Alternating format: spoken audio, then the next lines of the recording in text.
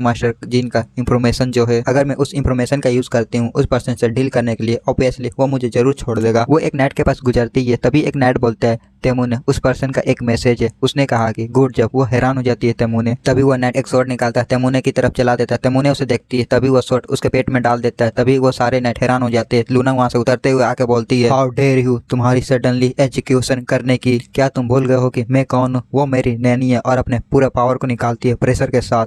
तुमने मेरे नैनी को मारने का ट्राई किया। और लूना की प्रेशर सारी नाइट के ऊपर पड़ रही होती है। जिन भी देखता है अपने मन में सोचता है तो ये सच हुआ तेमूने, फैमिली एजुकेशन नाइट वो लूना के मैच के नहीं है, जबकि लूना ने अपना डिसीजन ले लिया है तो मैं भी कुछ नहीं कर सकता। तो चलो ये ठीक है। तभी देखते हैं उस नाइट को जो कि अपने आप को जैसे तैसे संभालता है अपने शॉट के साथ। ऐसी तेमूने के पीछे आ जाता है, अटैक करने के लिए बढ़ जाता है। ऐसी जिन अपने मन में सोचता है कि वो एक ब्लड हाउंड है, भले ही वो मर जाएंगे लेकिन वो अपने टारगेट को कभी पीछा नहीं छोड़ते, मरते दम तक। तभी जिन ऊपर से जंप करता है और उस नाइट का हाथ ही काट देता है, पीछे पलटता है, अपने शॉट निकालता है, उस नाइट के गर्दन के ऊपर रखता है और उसका गर्दन ही उड़ा देता है। तभी देखते एक दूसरा नाइट तेमूने की तरफ बढ़ने लगता है। तभी देखते एक बड़े से शॉट को लूना ने उसकी तरफ फेंक के मारा होता है अपनी शॉट को, और वो बंदा बीच से ही कट जाता है। तेमूने देख के हैरान रहती है। तभी एक चौथा नाइट तेमूने के सामने पहुंच जाता है, उसको मारने ही वाला रहता है। तभी पीछे से एक हाथ आता है, उस नाइट के सर को पकड़ता है और नीचे की ओर धोसोड़ देता है। ये लूना रहती है। तभी वो नाइट अपने एक शॉट को या चाकू को पकड़ के यदि लूना के साइड की ओर मार देता है, लेकिन वो शॉट ही टूट जाती है। वो नाइट भी हैरान हो जाता है। तभी लूना उसके हाथों को पकड़ती है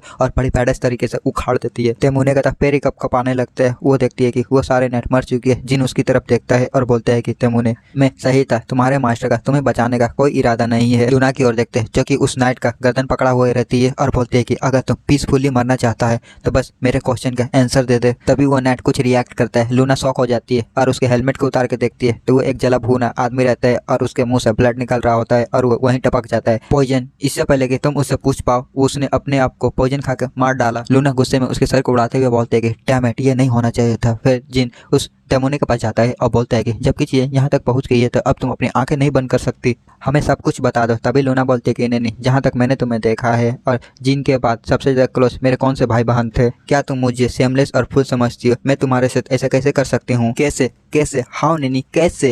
नैनी हंसने लगती है, बोलते है कि हा, मैं पहले से जानती हूँ कि ऐसा होना ही वाला था, लेकिन ऐसा लगता है कि मेरा एज बढ़ गया ये सोच के कि मैं एक डायरेक्ट अटैक को भी नहीं रोक पाई। लूना हैरान हो जाती है और नैनी को पकड़ती हुए बोलती है कि नैनी। तभी उसके मुंह से ब्लड निकलने लगता है और बोलती है कि यंग मिस। तो लूना बोलती है कि बात मत करो, मुंह से खून और ज्यादा निकलेगा। नैनी बोलती है कि सच में? क्या सच में उसने मुझे पॉइजन दे दिया कुजेन ने? लूना रोते हुए बोलते है कि नहीं नहीं नैनी, वो नहीं है जो मैं चाहती थी, प्लीज नैनी। नैनी अपने मन में सोचती है कि सच कहूँ तो मैं भी नहीं मरना चाहता। मैंने तो अपने लेडी से ठीक से माफी भी नहीं मांगी। मैं कुछ और लंबे टाइम तक अपने लेडी के साथ रहना चाहती थी। चीजें कहाँ से गलत हो गई? हाँ, उस मूवमेंट पे जो कि यंग लेडी के वजह मैंने अपने माइंड का सोचा, चीजें यहीं से गलत हुई। इसलिए मैं कम से कम लास्ट मूवमेंट पे उसके लिए कुछ यंग मिस और यंग मास्टर जी मैं जो कहने वाली हूँ उसे प्लीज ध्यान से सुने। लूना बोलते कि नहीं रुक जा, तुम्हारा ब्लड और भी निकलते जा रहा है। नैनी बोलती कि अगर मैं तुम्हें अभी भी बता देती हूँ तो मेरा पाप वैसे भी नहीं धुलने वाला, लेकिन मैं अभी भी चाहती हूँ कि आप मेरी बात सुने।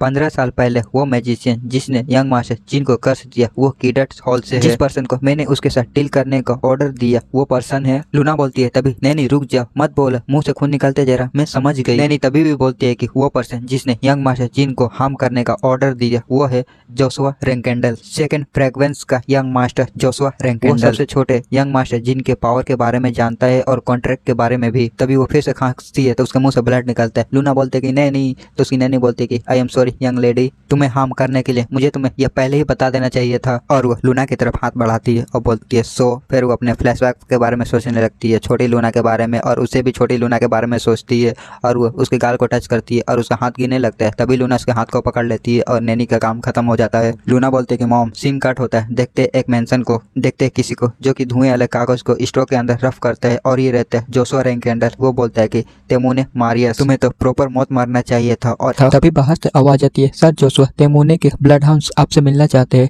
जोशुआ बोलता है कि ठीक है, उन्हें अंदर भेज दो। हम देखते हैं कुजेन और बेरिल को जो कि जोशुआ के सामने झुके हुए रहते हैं और जोशुआ बोलता है कि मैंने सुना है कि तेमूने ने तुम्हें छोड़ दिया है। वो दोनों बोलते हैं कि हाँ, तो तुम लोग यहाँ पर क्यों है, क्या कोई रीजन है? तभी बेरिस अपने हाथ को नीचे पटकते हुए बोलते हैं कि सर जोशुआ हम कुछ भी करेंगे, प्लीज हमारे माँ के माइंड को चेंज करिए। अगर वो हमारे पास नहीं रहती है तो हम कुछ भी नहीं कर सकते, तो प्लीज हमारी हेल्प करिए, हम कुछ भी करेंगे। कुजेन बोलते हैं वेरिस को, वेरिस रुक जाओ। तभी जोशुआ अपने सर को हिला देता है। वेरिस हैरान हो जाती है है। तभी जोशुआ अपनी जगह से उठ के उनके पास जाने लगता है और बोलते हैं कि कुजन और बेरिस के पास बैठता है और बोलता है कि अन अपॉर्चुनिटी, मैं ये तुम्हारी रिक्वेस्ट को फुलफिल करने में एबल नहीं हूँ, मतलब इसमें मैं तुम्हारी कोई हेल्प नहीं कर सकता। और आगे बोलता है कि शायद तुमने अभी तक न्यूज नहीं सुना, तेमोने ने तुम दोनों को अचानक क्यों छोड़ दिया। ऐसा इसलिए नहीं किया क्योंकि वो तुमसे हेट करती थी, ऐसा इसलिए किया क्योंकि वो तुम्हें बचाना चाहती थी। तेमोने वो मारी गई एक मैजिक स्वॉर्ड द्वारा जिसका आइडेंटिटी मैं नहीं जानता। ये सुन के वेरिस हैरान हो जाती है। जोशुआ बोलता है कि तेमोने ने कहा कि वो डेंजर में, तो उसने मुझसे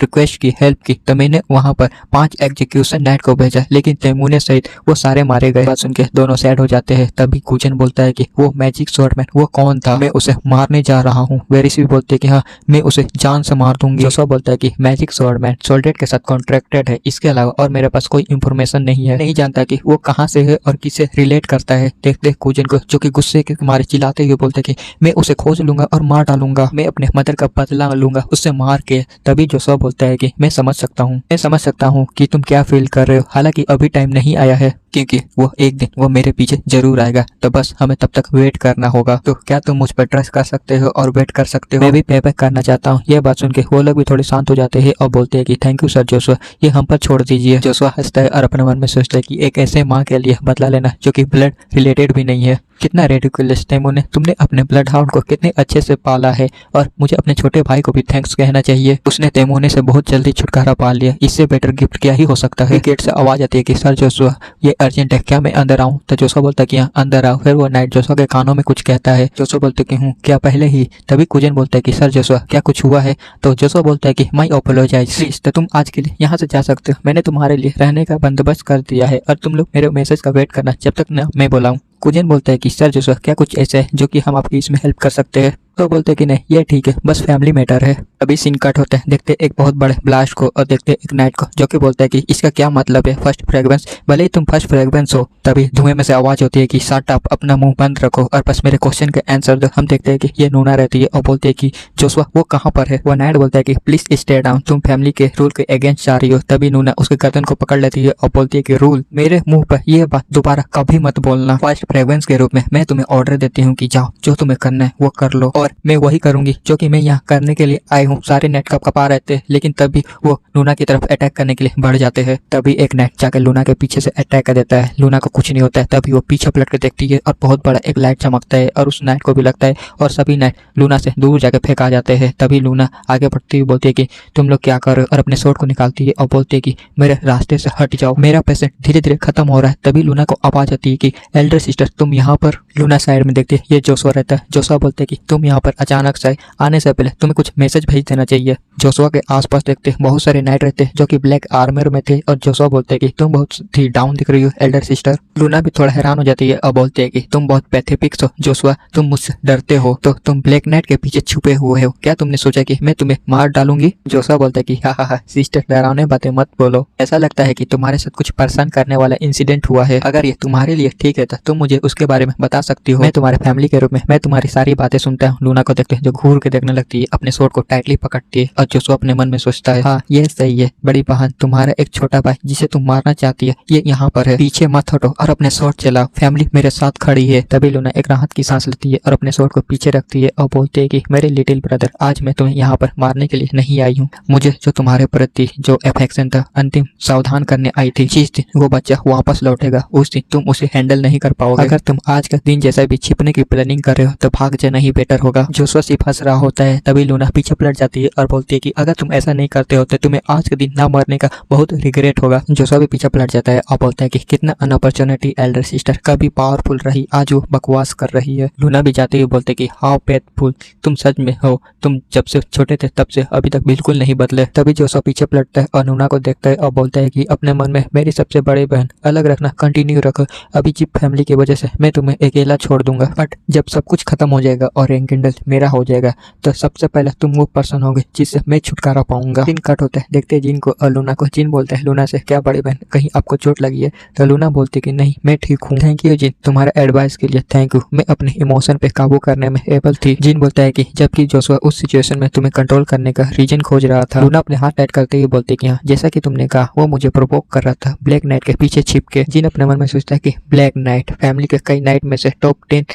नाइट को पोजीशन दिया जाता है। ब्लैक नाइट जो कि पेट्रियच और उसकी वाइफ की बातें सुनते हैं, लेकिन वो जोशुआ के साथ खड़े थे। मदर मुझे नहीं पता कि उसने फादर को कैसे मनाया, बट ब्लैक नाइट ने जोशुआ का साइड लिया है। जिन और लूना एक ग्रेव के पास खड़े थे और जिन बोलता है कि ये एक भयानक पॉइजन है, ये सोचकर कि ये एक बॉडी को भी पूरी तरह से डिजॉल्व कर देगा। अपने आंसू पोंछते हुए बोलते कि हाँ, इसलिए मैं नैनी को बॉडी को दफन भी नहीं कर पाई। मैं ये एक्सेप्ट नहीं कर सकता कि उसके ही साइड के लोगों ने उसे पॉइजन करा। अगर उसे वो लोग मिल गए जिन्होंने उसको ट्रस्टवर्दी को भी बिट्रे कर दिया, तब मुझे थोड़ा समझ में आता नहीं, ये सही नहीं है, ये मेरी फॉल्ट है। अगर मुझे ये पहले ही पता रहता तो मैं उसे कंफर्ट करती, तो यह पहली बार में नहीं होता। तो उसकी बात सुन के जिन उसकी ओर देखता है, अपने मन में सोचता है हालांकि उसने उसको धोखा दिया, तब भी वह उसकी असली फैमिली थी और जोशुआ उसका भाई अब से एनिमी बन गया। तो अभी लूना के दिल को कंफर्ट कौन कर सकता है? देखो गाइस, मैं यहाँ पर क्लियर कर देता हूँ। शायद मैंने पिछली वीडियो में बोला था कि उस नैनी को पॉइजन देने वाले उसी के ब्लड हाउंड थे, लेकिन वैसी बात नहीं है।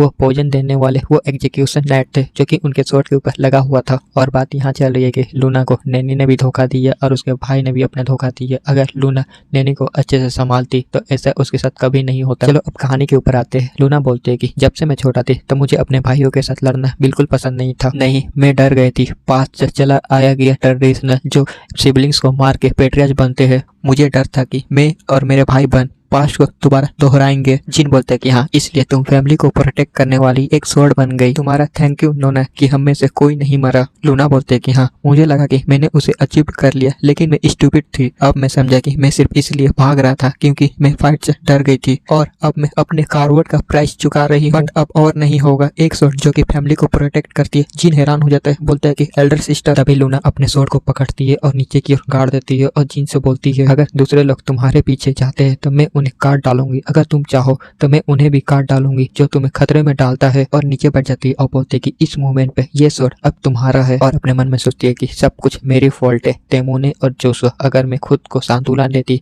तो ये सब कुछ नहीं होता। तो ये सही है, मैं जिन की हेल्प करने जा रही हूँ, अगर मुझे अपने भाइयों से मुंह मोड़ना ही क्यों ना पड़े। ये मेरी कार्वेट की प्राइस है। तभी जिन को देखते वो भी अपने स्वॉर्ड को निकालते हुए नीचे गाड़ देता है और बोलता है कि मैं तुम्हारे साथ रहूंगा नूना, जो तुम्हें खतरे में डालेगा। अगर मुझे अपने भाइयों बहनों को मारना ही क्यों ना पड़े, मैं उसे भी मार डालूंगा। तुम्हें याद है, कोई फर्क नहीं पड़ता कि लोग क्या करते हैं और तुम क्या बनते हो, मैं तुम्हारा सपोर्ट करूंगा। लूना हैरान हो जाती है और अपने मन में सोचती है जिन और उसी को वही पल याद आने लगते हैं। और लूना बोलती है कि जिन मेरे छोटे भाई, कोई फर्क नहीं पड़ता है कि लोग तुम्हारे बारे में क्या कहते हैं और तुम क्या बनते हो और क्या करते हो, लेकिन मैं तुम्हारा सपोर्ट करूंगा। जिन लूना के पास जाते है, उसे गले लगा लेता है और बोलते है कि जी मैं फ्रेग्रेंस बन के लौटूंगा, तब मैं तुम्हें प्रोटेक्ट करूंगा, जबकि हम फैमिली है। लूना भी अपने आंख बंद कर लेती है, जिन को गले लगा लेती है और बोलते है कि हाँ, मेरा सबसे छोटा एरोगेंट भाई वो मेरा फैमिली है, मैं अपना सब कुछ दूंगी और तुम्हें पेट्रियच बनाऊंगी। सीन कट होता है, देखते हैं मॉर्कन को जो कि गुस्से में बोलते हैं क्या उसने एक मैजिशियन का यूज किया तुम्हें कर्स देने के लिए। वो सन ऑफ पीस जोशुआ, इससे कोई फर्क नहीं पड़ता कि कितना टाइम बीत गया है, लेकिन टेमर के टाइम पे ये नहीं होता। गिली भी बोलते है कि मेरा अभी शौक कम भी नहीं हुआ है, लेकिन जोशुआ रोज का बेटा।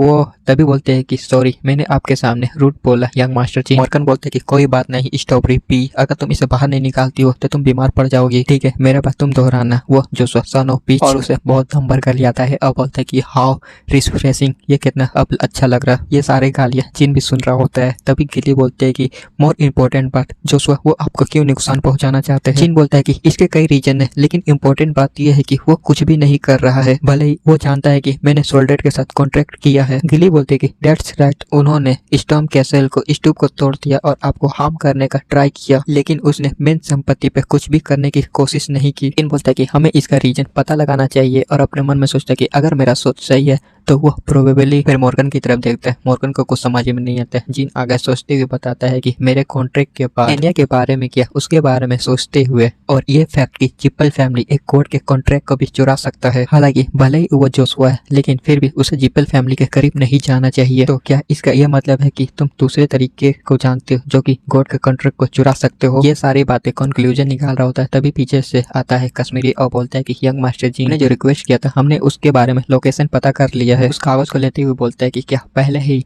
तो वो बोलता है कि हाँ, वो एक काफी फेमस मैजिशियन है। मेट्रोलो स्टेट कॉन्टिनेंट से रिलेट करता है और वो रिटायर्ड है। वह चिपल फैमिली में एक हाई रैंक एकेडमी चलाता है और अपना नाम यूज करता है अलमन नाम का। बताया जाता है कि वो वहाँ पर एक खास टाइप की मैजिक को रिसर्च करता है। तभी जिन बोलता है कि सर कश्मीरी मोरकन और किली मेरा एक रिक्वेस्ट है। उस कागज को जलाते हुए बोलता है कि for the 3 months for don't look this, मतलब कि 3 महीने तक मुझे मत खोजना। यहाँ से सीन कट होता है। देखते हैं कुछ लोगों को जो कि अपने अपने काम कर रहे होते। तभी दरवाजे पे कोई आता है और गेट को टुकटुकाता है। सभी की नजर उसके ऊपर जाती है। हम लोग देखते हैं एक बंदे को जिसने काले कलर का अपना कपड़ा पहना था और वो जाता है एक ओल्ड मैन के पास और बोलता है कि एक्सक्यूज मी, क्या तुम ही अमल हो? तो वो ओल्ड मैन बोलता है कि तुम कौन हो? वो बंदा बोलता है कि मैं हैज स्प्रिंग मैजिशियन हूँ, मुझे ह्यूगो बेल बोलते हैं। मैं इस टाइम फेमस मैजिशियन एकेडमी मेल्टरो जा रहा हूँ, बट मैंने सुना यहाँ पर एक नोबल सेज इंस्ट्रक्शन है। वो ओल्ड मैन बोलता है कि एक एस्पिरिंग मैजिशियन। सभी लोग उसकी तरफ देखते हैं। तभी वो ओल्ड मैन अपने टेबल पर हाथ पटकता है और बोलता है सभी से, तुम इस तरह क्या देख रहे हो? कि लोग यहाँ से चले जाओ, नहीं तो मैं सबको डिसेबल बना दूंगा। सभी लोग वहाँ से चले जाते हैं। वो ओल्ड मैन अपने मैजिक को शांत करता है। फिर उस काले कपड़े वाले से पूछता है कि ठीक है, अब तुम कौन हो? तो वो काले कपड़े वाला बंदा बोलता है कि मैंने कहा कि मैं एक एस स्प्रिंगर मैजिशियन हूँ। ओल्ड मैन बोलता है कि मजाक करना बंद करो, तुमने इसे छिपाने की कोशिश की, लेकिन वो बॉडी एक ऐसा बॉडी जो कि पूरे लाइफ अपने वेपन के साथ ट्रेनिंग किया गया है। वो बंदा भी हैरान हो जाता है। तभी वो ओल्ड मैन बोलता है आगे, और उस बॉडी के अंदर 7 स्टार का मैजिक भी है, एक एन एस्पिरिंग मैजिक। क्या तुम्हें लगता है कि तुम मुझे बना सकते हो? और घूर के बोलता है कि खुद को रिवील करो, अगर तुम ऐसा नहीं करते हो तो मैं ये मेक श्योर करूंगा कि तुम अपने बॉडी के अंदर दोबारा मैजिक नहीं कर पाओगे। वो बंदा बोलता है कि ठीक है, तो मैं अपना दोबारा इंट्रोडक्शन करता हूँ, और अपने चेहरे पे से कपड़े हटाते हुए बोलता है कि मेरा नाम ह्यूगो विल हिस्टोर है, मैं आखिरी सर्वाइवर हूँ हिस्टर फैमिली का। वो ओल्ड मैन चिल्लाते हुए बोलता है क्या हिस्टर फैमिली? इसकी तुलना पैथी चिप्पल फैमिली से की जा सकती है, उनकी मैजिशियन की। तुम झूठ बोल रहे हो। चिप्पल फैमिली ने पूरी तरह हिस्टर फैमिली को खत्म कर दिया है। ह्यूगो तभी अपने केब में से एक बुक को निकालते हुए बोलता है, तो प्लीज जरा इस पर एक नजर डाले। मर्सनरी का कमांडर, उसने मुझे एक अनाथ बच्चे के रूप में पाला और उसने मुझे ये ग्रीमोर दिया उसके मरने टाइम से पहले, और उसने मेरे जन्म के बारे में भी बताया, और इस बुक का राइटर है सुजिल हिस्टर। वो ओल्डमैन बोलता है कि वो मुझे दो। तो ह्यूजल बोलता है कि मैं इसे दिखा सकता हूँ, लेकिन मैं इसे टच करने नहीं दे सकता। मैंने शपथ लिया है कि मेरे अलावा इस बुक को मेरा बिना परमिशन के इसे कोई नहीं पढ़ पाएगा। अगर तुम इसे छूना चाहते हो तो मुझे मार डालो। ओल्डमैन बोलता है कि ठीक है, चलो उस बुक को तुम खुद ही खोलो। ह्यूजुअल उस बुक को खोल देता है। वो ओल्डमैन अपने मन में सोचता है कि ये कैसे हो सकता है, ये सिक्योरिटी सिस्टम, ये सच में हिस्टर ग्रीमोर ही है। मेरे पास ऐसा कोई रास्ता नहीं है कि जब मैंने उसके बारे में अवशेष से खोजी तो मैं उनकी तलाश में था, लेकिन मैं उन्हें पहचान नहीं पाया। मुझे इसको सामने से देखना होगा। फिर वो ह्यूगो विल से बोलता है कि क्या तुमने आज रात रुकने के लिए जगह को खोजा? फॉलो मी, मैं तुम्हारे अकॉर्डिंग तुम्हें ट्रीट करूंगा। फिर देखते अगले सीन में उसको एक जगह पर लेके जाता है और वो ओल्डमैन बताता है ये मेरा जगह है और इस जगह के बारे में कोई नहीं जानता, यहाँ पर सिक्योरिटी भी है। तो क्या अब तुम मुझे बताना चाहोगे कि तुम लास्ट सर्वाइवल कैसे बचे? यूजुअल बताता है कि एक अनाथ के रूप में मेरा पालन पोषण ग्रे नामक मर्सनरी के कैप्टन ने किया था। मैं बचपन से ही शॉट चलाते आ रहा हूँ, लेकिन मेरे पास उसका कोई टैलेंट नहीं था। हालांकि मैजिक मैं एक पल में ही उसको सीखने में एबल हो गया था, जैसा कि मैं पहले से ही इसका यूज कर सकता हूँ। और वो फैमिली की विरासत जो कि कमांडर के वसीयत पर थी, उस जगह से विजिट करने के बाद हुआ। वो ओल्डमैन अपने मन में सोचता है कि हिस्टर फैमिली के रिकॉर्ड मैजिक जिसने चिप्पल फैमिली को भी खतरे में डाल दिया, जो कि फरबेकिंग निर्माणक हिस्ट्री में पारंगित थे, यह उन्हें अच्छे से ग्रोथ करने के एक्सप्लेन करता है। ह्यूपल आगे बोलता है कि लेकिन उस मोमेंट पे चिप्पल फैमिली ने मेरा पीछा करना स्टार्ट कर दिया और मैंने एकेडमी जाने का डिसाइड किया और अपने आइडेंटिटी बदल के वहाँ पर रहने का प्लान किया। ओल्डमैन बोलता है कि भले ये 300 साल पहले हुआ, लेकिन वो लोग ऐसा कुछ नहीं छोड़ेंगे जिन्हें उनसे खतरा हो। उन्होंने कम से कम 10 मिलियन का बाउंटी रखा होगा। ह्यूगो विल बोलता है कि 10 मिलियन। तभी ओल्डमैन बोलता है कि चॉइस। वो हैरान हो जाता है। ओल्डमैन बताता है कि तुम्हारे पास 2 चॉइस है। अगर तुम्हारे चिप्पल फैमिली पीछे पड़ी है, तुम इसे ऐसे ही कंटिन्यू रखते हो तो वो एक दिन तुम्हें जरूर मार देंगे। तुम मेरे अप्रेंटिस बन जाओ और तुम अपना नाम हिस्ट्री में लिख पाओगे, और मेरा असली नाम कीडो हॉल है। और अपने हाथ में मैजिक लाते हुए बोलता है कि वो लोग मुझे काउंटर फॉलो कीडो हॉल कहते हैं। ह्यूगल हैरान हो जाता है और बोलता है कि क्या तुम सीरियस हो? क्या तुम वही हो counter follow kiddo hall? Oldman बोलता है कि हाँ, लगता है कि तुम मेरे बारे में जानते हो, क्योंकि मेरा नाम पहले ही फेमस था। ह्यूगोल बोलता है कि मुझे कैसे नहीं पता होगा, मैंने सुना है कि चिप्पल फैमिली के हेल्प किए बिना तुम 9 स्टार मैजिशियन तक पहुंचे, ये स्टोरी चला है और मैंने यहाँ तक सुना है कि तुम उनके अगेंस्ट भी चले गए थे। कीटो बोलता है कि हाँ हाँ हाँ, ये कुछ ज्यादा ही हो गया। कीटो बोलता है कि अगर तुम मेरा अप्रेंटिस बनते हो तो मैं तुम्हें अपना मैजिक सिखाऊंगा, काउंटर फॉलो, और तुम मेरे बाद तुम अपना नाम हिस्ट्री में लिखा पाओगे काउंटर फॉलो के नाम से। और अजीब से शक्ल बनाते हुए बोलते हैं कि नाउ चॉइस करो, क्या तुम मेरा अप्रेंटिस बनोगे हिस्टर। फिर कीटो बताता है कि हिस्टर एक रेयर मैजिक फैमिली, बहुत पहले मुझे कॉन्सिडेंटली मुझे अवशेष मिला और मैं मोहित हो गया और मैंने पीछा किया, लेकिन एक पॉइंट के बाद मुझे क्लू मिलना बंद हो गया और जब मैं हार मानने ही वाला था तभी यूजुअल हिस्टर वो मेरे पास अपेयर हो गया और उसके पास जो ग्रीमोर है मैं उसके साथ में अपने काउंटर फॉलो मैजिक को और भी बेटर करने में एबल हो जाऊंगा और मैं यूजुअल को मैजिक को परफेक्टली करने में भी एबल हो जाऊंगा, नहीं मेरा अप्रेंटिस। अगर ऐसा होता है तब मैं जिंदा रह पाऊंगा। और देखते ह्यूजल को जो काउंटर फॉलो मैजिक को कर रहा होता है और वो ओल्डमैन देखता है और बोलता है कि अमेजिंग, अब तुम इंटेंस काउंटर फॉलो सिस्टम सीखना स्टार्ट कर सकते हो।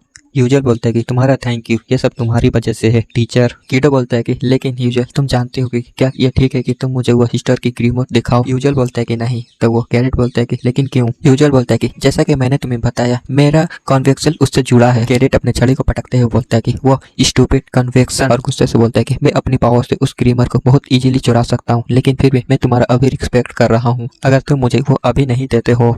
तभी वो शांत हो जाते हैं और बोलता है कि नेवर माइंड, छोड़ो जाने दो, मैं ये तुम्हारा और इम्प्रूव नहीं कर पाऊंगा, लेकिन मैं तुम्हें हर्ट नहीं करना चाहता हूँ। तभी यूजुअल बोलता है तो फिर इसके बारे में क्या ख्याल है मास्टर, चलो हम लोग अपने कन्वेक्शन को शेयर करें। वो कीटो बोलता है कैसे। यूजुअल बोलता है कि तुम मुझे किसी ऐसे चीज का देखभाल करने दो जो कि तुम्हारे लाइफ जितना प्रीसियस हो, प्लीज तुम मुझे काउंटर फॉलो की बुक दो। उसके बाद में तभी कीटो ये सुन के हैरान हो जाता है, लेकिन तभी वो बोलता है कि ठीक है तुम बस वेट करो, ये बैकलैंड किंगडम के स्टोर रूम में मैं लेके आता हूँ। यूजुअल बोलता है कि यस मास्टर। कीटो बोलता है जाते हुए कि मैं जा रहा हूँ उस बुक को लाने, तब तक तुम काउंटर फॉलो सिस्टम को सीखते रहो। वो ओल्डमैन अपने मन में सोचता है कि काउंटर फॉलो की बुक वो मेरे मैजिक का सोर्स है, मेरे मरने के बाद मैं उसको अपने ग्रेव के अंदर डालने की प्लानिंग कर रहा था, बट फिर भी हिस्टर ग्रीमोर को पढ़ने से क्या ही फायदा होगा, नहीं अगर वो मेरे पास रहेगा तो मैं चिप्पल से भी आगे निकल जाऊंगा। और वो एक जगह पहुंच जाता है और बोलता है कि बस ह्यूगोल वेट करो, मैं जल्दी वापस आऊंगा। सीन कट होता है, देखते ह्यूगोल को जो कि कुछ कर रहा होता है, तभी पीछे से आवाज आती है ह्यूगोल, तो वो पीछे पलट के देखता है, ये कीटो रहता है और ह्यूगोल बोलता है कि तुम वापस आ गए मास्टर। कीटो बोलता है कि क्या तुमने काउंटर फॉलो सिस्टम को प्रैक्टिकल इंस्टेंस किया। ह्यूगोल उस मैजिक को करते हुए बोलता है कि हाँ ये पावर इस नेचुरल मुझे फील होता है कि ये मेरे पास पहले ही से ही थी। वो कीटो खुश हो जाता है, अपने मन में सोचता है कि अमेजिंग, मैं जानता था कि वो बच्चा एक जीनियस है। बोलता है कि ग्रेट जॉब, और ये रहा वो बुक जिसके बारे में तुम कह रहे थे।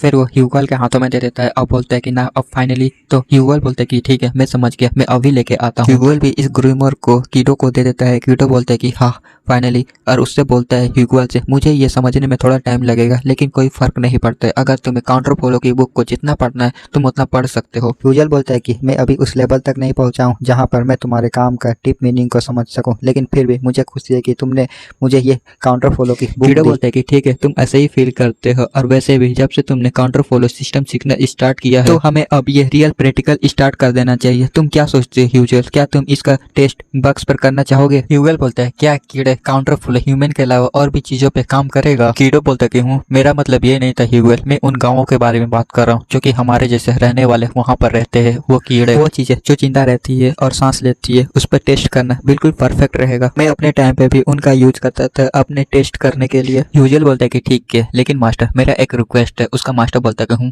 तो ह्यूगोल बोलता है कि इससे पहले कि मैं उनका यूज करूँ अपने टेस्ट के लिए, उससे पहले आप मुझ पर काउंटर फॉलो का यूज करें। क्या मेरे लिए ये एक्सपीरियंस करना बेटर नहीं होगा कि मुझे कैसा फील होता है कि मेरा प्रैक्टिकल कितना इफेक्टिव है। हंसते हुए बोलता है कि हा कितना इम्प्रेसिव, अगर तुम उन्हें लापरवाही से मारते रहोगे तो कैपिटल गार्ड दौड़ते हुए आ जाएंगे। फिर अपने काउंटर फॉलो मैजिक का यूज करते हुए बोलता है कि ह्यूगोल इसे ध्यान से देखना, मैं तुम्हें एक काउंटर फॉलो बम दिखाऊंगा। फिर उसके ऊपर काउंटर फॉलो कर देता है और बोलता है कि मैं तुम्हारे मानव को एब्जॉर्ब करूंगा और तुम उस पर फोकस और उसको फील करना। तभी कीटो हैरान हो जाता है, बोलता है कि काउंटर फॉलो स्टार्ट क्यों नहीं हुआ। नहीं मुझे मत बताना कि ह्यूगोल 7 स्टार से भी ज्यादा का मैजिशियन है, नहीं ये उससे भी बियॉन्ड है, वो और भी ज्यादा मैजिक करने लगता है। हैरान हो जाते हैं, बोलते हैं कि नहीं ये तो 9 स्टार से भी बियॉन्ड है। तभी अचानक से उसके मुंह से ब्लड निकलने लगता है और ह्यूगोल से बोलते हैं कि क्या ये क्या हुआ। तभी ह्यूगोल एक स्माइल देता है और बोलता है कि मास्टर इधर देखो, एक मिरर को दिखा देता है। तुम लोग को पता ही होगा कि ये मिरर किसका है, और वो बोलता है कि ये एक मिरर है जो कि एक आर्टिफैक्ट है और इसके अंदर एंडलेस माना है, और इसके अलावा थैंक्स की तुमने मुझे काउंटर फॉलो की बुक दिया। ओरिजिनली ये जिप्पल फैमिली को मिलता है और वो लोग इसका गलत यूज करते हैं और पूरा वर्ल्ड पेन से गुजरता। फिर अपने पैकेट में हाथ डालता है और कुछ निकालता है, अपने सर पे गिराने लगता है और बोलता है कि और ओरिजिनली तुम्हारी वजह से मैं अपने पूरे लाइफ पेन में गुजरा हूँ। फिर वो अपने चश्मे को भी फेंक देता है और बोलता है कि 15 साल पहले क्या तुम्हें स्टॉर्म कैसल के एक न्यू बेबी के बारे में याद है जिसको तुमने कर्ज दिया था। फिर वो अपने लेंस को भी निकाल देता है। हम देखते हैं कि ये जीन रहता है और बोलता है कि मैं वही हूँ, जीन रेंकेंडल, मैं नर्क से आया हूँ तुम्हें मारने के लिए। तभी कीटो बोलता है कि नहीं, ऐसा कोई रास्ता नहीं है, मैंने सुना था कि वो मर्सनरी का। तो जीन बोलता है कि हाँ, यूजुअल वो उसकी रियल सर्वाइवल की कहानी है। तभी अचानक से जीन उसके चेहरे पर एक लात मारता है और बोलता है कि 44 साल हो गए कीटो, हर तरीके से तिरस्कार और शर्मिंदगी सहने के बाद मैं डेढ़ लोगों में से एक हूँ जो कि यहाँ तक मुझे पहुँचने में 44 साल लग गए। ज्यादा रिग्रेट फील मत करो, मैं उस बुक का यूज करूंगा जो कि उस बुक में तुमने अपना सारा लाइफ लगा दिया। ये बहुत ज्यादा अनफेयर नहीं है ना? काउंटर फॉलो मैजिक जो कि तुमने बनाया वो हिस्टोट फैमिली से रिलेटेड है। कीडो बोलता है कि तुम्हें इसके बारे में कैसे पता चला? तो जिन बोलता है कि मैं पूरे वर्ल्ड में इसके बारे में बताऊंगा कि ये हिस्टोट फैमिली का मैजिक है। अगर मैं ऐसा करता हूँ जो कुछ भी तुमने अचीव किया है वो सब गायब हो जाएंगे। कीडो बोलता है कि नहीं, ऐसा कभी नहीं होगा, ये कभी खत्म नहीं होगा, मुझे याद रखा जाएगा और मेरा नाम हिस्ट्री में लिखा जाएगा। जिन गुस्से में आ जाता है और अपने पैर के प्रेशर को और देने लगता है और उसके सर को ही क्रश कर देता है। जिन बोलता है कि तुम्हें जो कमीशन मिला और तुम्हें कर्ज जो दिया, शायद यहीं से ये सब स्टार्ट हुआ था। तुम्हें तो थैंक्सफुल होना चाहिए कि मैंने तुम्हें पीसफुल मौत दिया। फिर अपने स्वॉर्ड को निकालता है और दीवार के ऊपर कुछ लिख देता है। उस पर लिखा हुआ रहता है कि तुम इस तरह शांति से नहीं मर पाओगे, और अपने नाम भी लिख देता है, जीन ग्रे।